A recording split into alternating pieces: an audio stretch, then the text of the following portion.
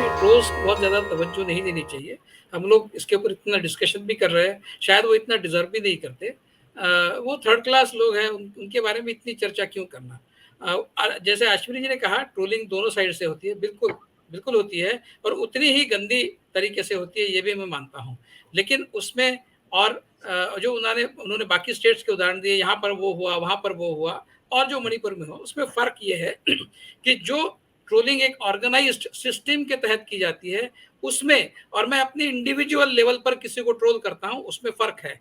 ये एक organised trolling है, ये एक सिस्टम का पार्ट है और जो उत्तर प्रदेश में, राजस्थान में, जहाँ जहाँ कहीं भी महिलाओं पर या फिर दलितों पर जिस तरह के अत्याचार होते हैं, वो अगर एक सिस्टम के तहत हो, तो उसकी ज़्यादा चिंता होनी चाहिए। कोई अपने इंडिविजुअल लेवल पर कोई किसी के साथ दुर्व्यवहार करता है, उसका आप मणिपुर में जो कुछ भी हो रहा है, उसके साथ कंपैरिज़न नहीं कर सकते। ये एक ऑर्गेनाइज़्ड तरीके से किया गया है, वो एक पोग्राम जैसा है।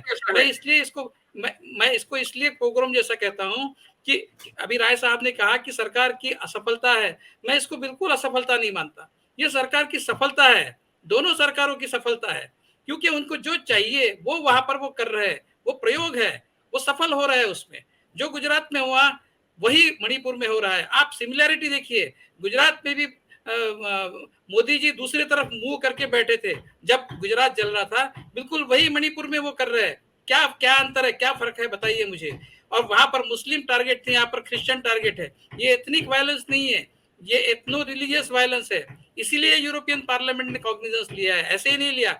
आप जैसा पाकिस्तान में जो माइनॉरिटीज है, उनके साथ में दुर्व्यवहार होता है, तो आप हमारे देश में आके हमारी सिटीजनशिप ले सकते हैं। इस तरह की बात आप करते हैं ना, तो अगर मणिपुर में क्रिश्चियनों के साथ कुछ हो रहा है, तो यूरोप के क्रिश्चियन अगर उनको उनकी साथ देना चाहे, तो आपको क्या प्रॉब्लम है? तो मुझे कहने का मतलब ये है कि महिलाओं पर, दलितों पर अत्याचार